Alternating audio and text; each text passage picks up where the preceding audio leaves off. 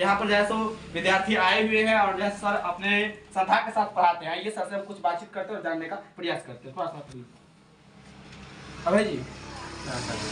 Sir आपका नाम क्या हुआ? मेरा नाम सोनू कुमार झा है। अच्छा सर, जिस प्रकार से आपका कोचिंग का नाम है स्टार कोचिंग सेंटर, विद्यार्थी को भी स्टार बनाते हैं? जी बिल्कुल बनाते हैं। मेरे कोचिंग से लगातार पद्मा स्कूल में 4 साल टॉपर दिया। अभी तक मैं अपना स्कूल से अपना कोचिंग से 5 टॉपर दे चुका हूं। मेरे कोचिंग से जिला टॉपर इंटर में भी हुआ है। अच्छा। मेरे कोचिंग से 10th में जिला टॉपर लड़की आरती कुमारी हुई है।